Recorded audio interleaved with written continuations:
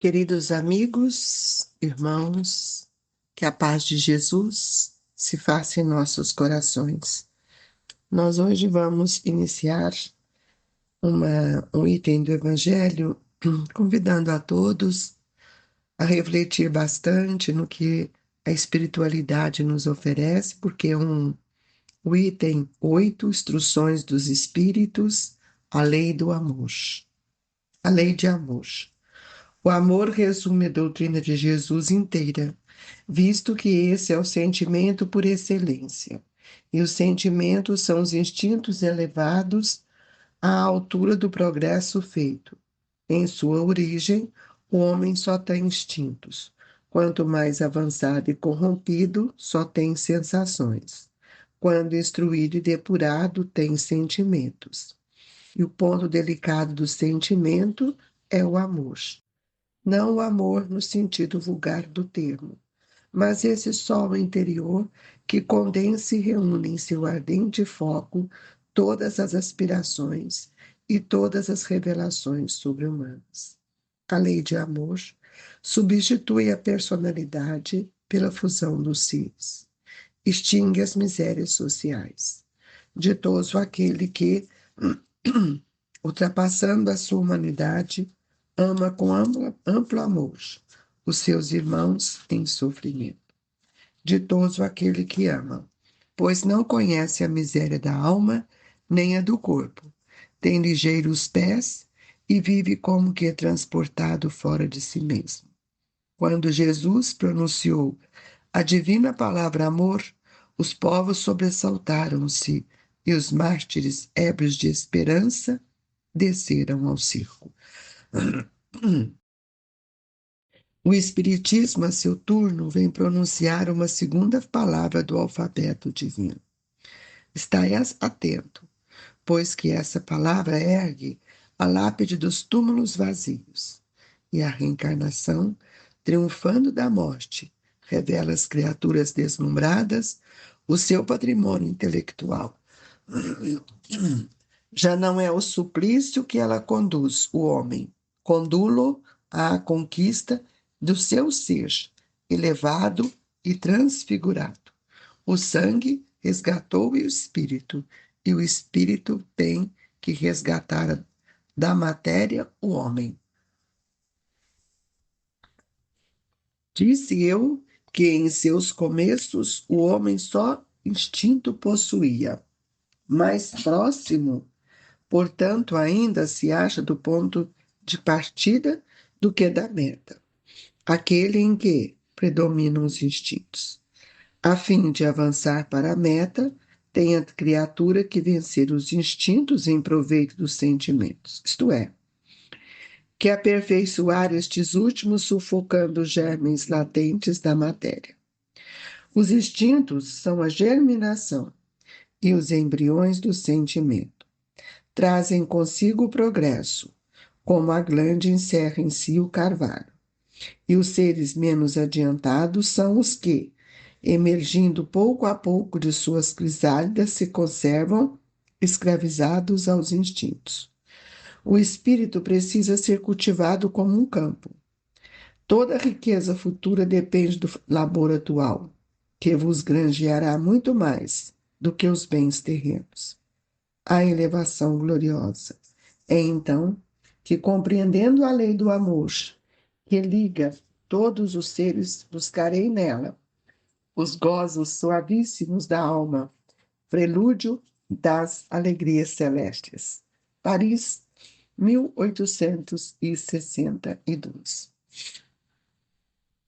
Vamos elevar o nosso pensamento até Jesus, rogando ao nosso Mestre o amparo amigo, amoroso, para que todos nós sejamos acolhidos em seu coração. Amado Jesus, dai-nos força, coragem para amar aqueles que nos ofenderam um dia, vencendo as nossas mais íntimas dificuldades. Ajude-nos, Jesus, a ter olhos de ver e que possamos amenizar a nossa vaidade, o nosso orgulho, e nos colocarmos na posição de estarmos juntos dos nossos queridos amados irmãos. Que Deus, na sua infinita bondade, nos assista hoje e sempre. Que assim seja. Queridos irmãos, nós estamos no capítulo Amar ao Próximo como a si mesmo, refletindo nos nossos sentimentos, na nossa postura, na nossa condição espiritual, sem achar que nós, na verdade, somos um espírito melhor que o outro. Porque a nossa condição espiritual é muito mais dos instintos grosseiros, das paixões, por isso mergulhados estamos ainda no nosso egoísmo, na indiferença da relação do amor. Nós vamos ver que o Evangelho nos mostra que quando nós estávamos no início de nossa caminhada, nós tínhamos muito mais instintos do que sentimentos elevados.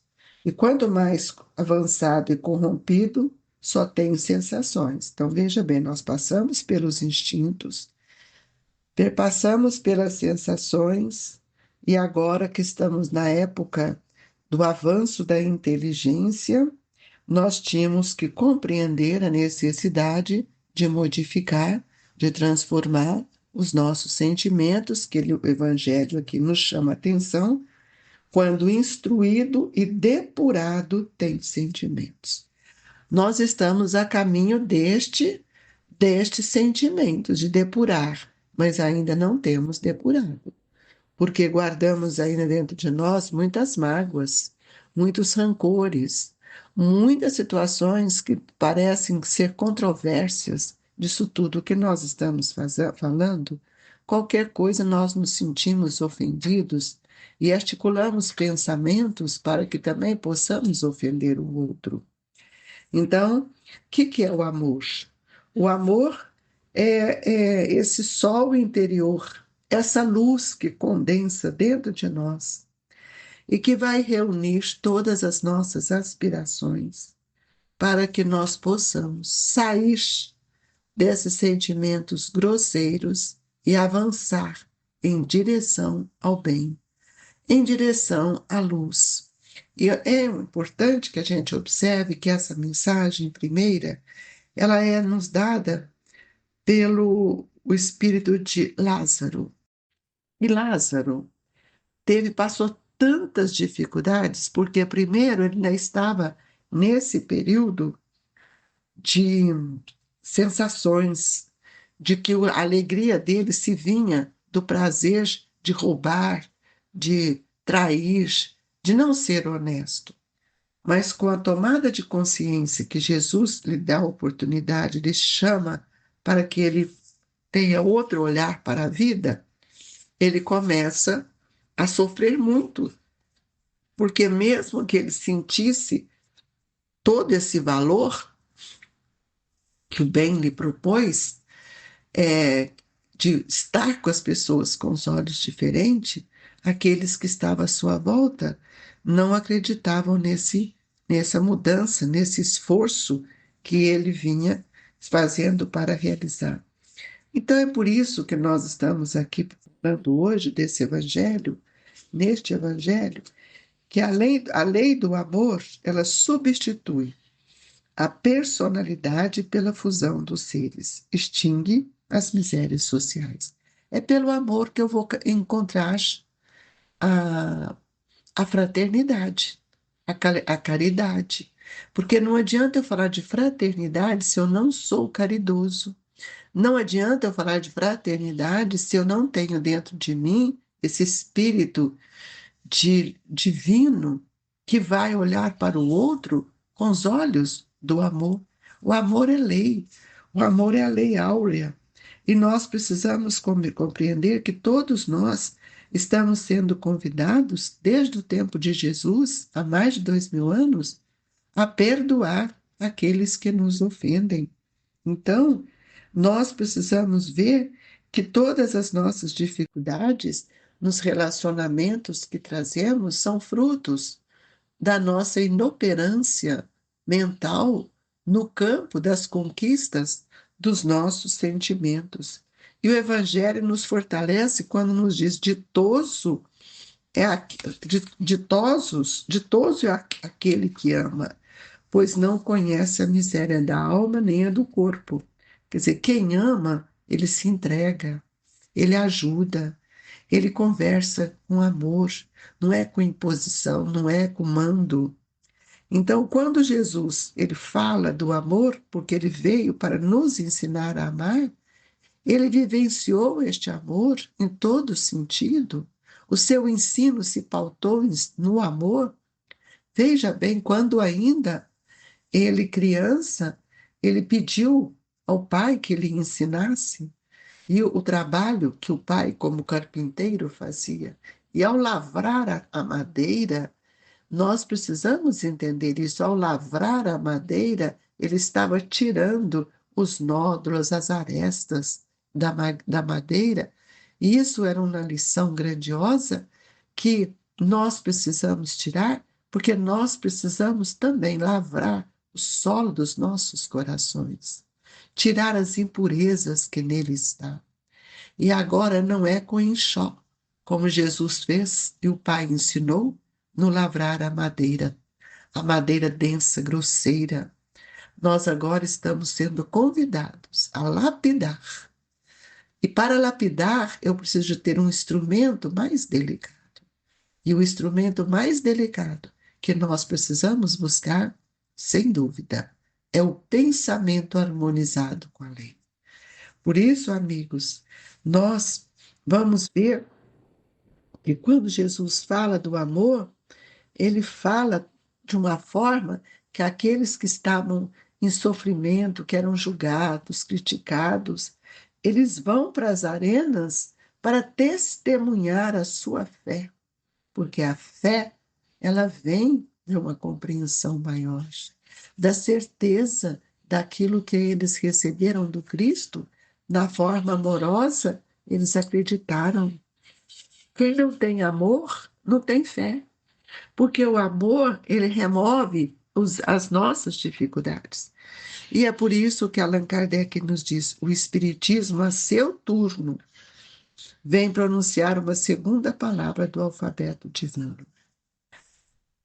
Essa palavra, Jesus também tinha dito, quando ele conversava com Nicodemos, ele dizia para Nicodemos, ninguém verá o reino de Deus se não nascer de novo. Ninguém verá o reino de Deus se não amar sempre. Porque o amor é a essência divina, é um germe divino que está dentro de nós. Por isso a palavra lapidar, por isso a palavra trabalhar, por isso nós precisamos encontrar este amor dentro de nós e não tamponá-lo com o sol da nossa vaidade, com o nosso egoísmo. E aí, se o Espiritismo vem pronunciar a segunda palavra, nós precisamos ver qual é a palavra. Para eu ver, para eu enxergar, para eu sentir, para eu realizar o reino de Deus em mim, eu preciso compreender a reencarnação. E é pela reencarnação que nós vamos entendendo a nossa vida futura, triunfando a morte, para que nós possamos compreender que tudo aquilo que nós fazemos hoje é um patrimônio nosso. E nós, muitas vezes, deixamos isso, menosprezamos as conquistas que a reencarnação nos oferece. E a quem devo amar? Aqueles que estão próximos de mim. Porque Jesus nos ensinou que eu devia amar o próximo como a si mesmo. Quem é o próximo? O próximo é esse irmão. É o meu filho, é o meu esposo, é o meu irmão, é meu pai, minha mãe, minha nora, a minha sogra, meu genro, aquele que trabalho com ele no ambiente profissional, onde eu devo respeitá-lo. Então, em todos os lugares está o meu próximo. Mas o núcleo que vai me ensinar a amar, a respeitar, a saber conversar, a ver a dignidade do outro, a descobrir os valores do outro, sem dúvida, é o lar. É lá que estão aqueles espíritos que são para nós os maiores estímulos das nossas mudanças. Muitas vezes nós temos visto hoje dizer que as pessoas não querem ter filhos porque o filho dá muito trabalho, o filho dá muita despesa. Queridos irmãos, que trabalho nos dá um processo de educação? Se temos dores e choramos, é porque não compreendemos e não aceitamos. Então não amamos. Porque todas as vezes que eu vou contribuir para o bem-estar do outro, eu preciso amar. Eu preciso enxergá-lo conforme ele é. Por isso a reencarnação é a segunda palavra do Evangelho. Porque é ela que me traz de volta aqueles que eu não soube amar. E é por isso que nós precisamos ver que Kardec nos deixa no Evangelho uma frase que nós muitas vezes atropelamos o seu entendimento, quando ele nos diz: o sangue resgatou o espírito. O que quer dizer isso? O sangue resgatou o espírito. O espírito não tem sangue. É justamente a reencarnação. Traz, pelas vias da consanguinidade, aqueles que eu preciso estar com eles para aprender a amar e para ensiná-lo a amar. E é pela injunção reencarnatória que eu trago de volta estes espíritos para constituir a família. E na consanguinidade, nós temos o mesmo sangue. Nós temos tipos semelhantes de sangue. Então, esse é o estado físico, é o corpo, que vai trazer a oportunidade da reencarnação. Mas ele continua: o espírito resgatou, o sangue resgatou o espírito. Quer dizer, eu já trouxe o espírito. Mas o espírito tem hoje que resgatar a matéria do homem. Por quê? Porque nós não somos matérias, nós somos espíritos. E quem não tiver este olhar não consegue compreender a força da reencarnação instituída dentro das bases estruturais da lei do amor. Portanto, nós precisamos ver que nós, através das reencarnações, nós vamos vencendo os nossos instintos, saindo das sensações grosseiras, e nós sabemos que são os instintos, esse instinto que nós trazemos dentro de nós, que é fruto também do nosso desdobramento espiritual. Os instintos são as germinações e os embriões dos sentimentos. É porque para a parte instintiva eu chego até o sentimento, que traz consigo, como a glande encerra em si o carvalho. O que traz? O progresso.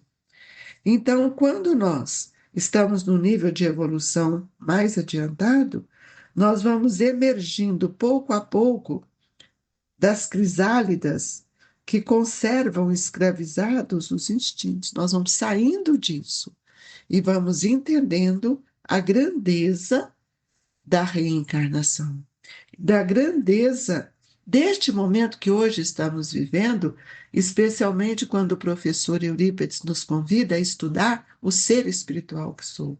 E o ser espiritual vai nos mostrar que eu não sou o corpo que vai pensar, eu sou um espírito.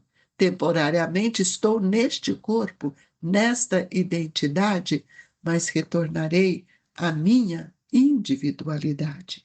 Portanto, amigos, é uma lição que não é filosofia, é reflexões profundas. O que estou fazendo?